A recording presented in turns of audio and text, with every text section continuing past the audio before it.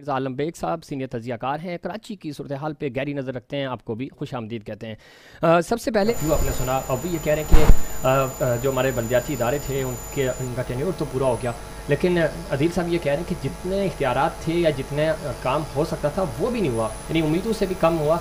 आप क्या समझते हैं? मेयर आज बड़े जज्बाती हो रहे थे अपनी प्रेस कॉन्फ्रेंस में, तो आज शायद वो एक सॉफ्ट कार्नर पैदा करना चाह रहे थे पब्लिक के लिए, तो आप क्या समझते हैं? आप अवामी नुमाइंदे हैं, आवाम को जानते हैं और उनके जो जज्बात हैं उनको समझते हैं, तो आपकी नज़र में क्या आपको लगता है कि मेयर कि ये प्रेस कॉन्फ्रेंस को कहें दोबारा इलेक्शन में जाने के लिए एक सूदमंद साबित होगी?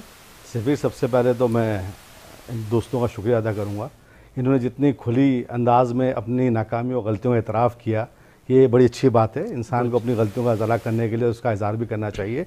मेरे दोस्त अदिल भाई ने जिस तरह कहा कि हमने, इसका मतलब है इन्होंने ख़ुद को MQM से वाबस्ता कर लिया, ज़हनी तौर पर भी और अमली तौर पर भी।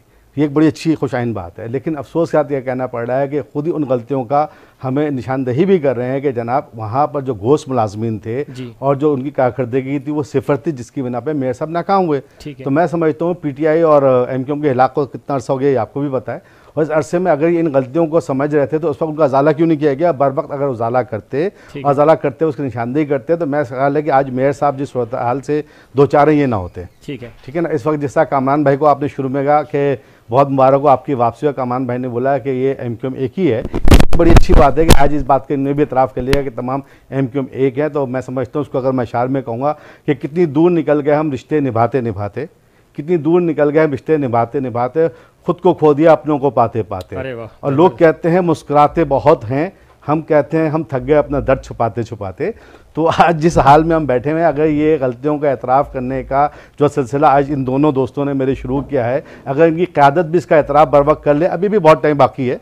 और मैं समझता हूँ मेयर साहब ने जो आज जिस बात की निशानदेही की है, वो इस बात की निशानदेही अगर बर वक्त कर देते, ख़ासतौर पर देखिए आज भी उन्होंने अपनी कारकर्दगी क्या बताई कि मैंने तज़ीन और आराइश पे इतनी रकम खर्च की। ठीक है, वो भाई तज़ीन और आराइश से कराची का मसला हल नहीं होता। कराची का मसला यहाँ के लोगों को सेहतमंदाना माहौल देने से, सफाई करने से और अपनी इंतज़ामी उम्र की वो जिम्मेदारी पूरा करने से होता है जो बहैसियत मेयर उनको इस कौम ने दी थी, जो इन नुमाइंदों ने दी थी।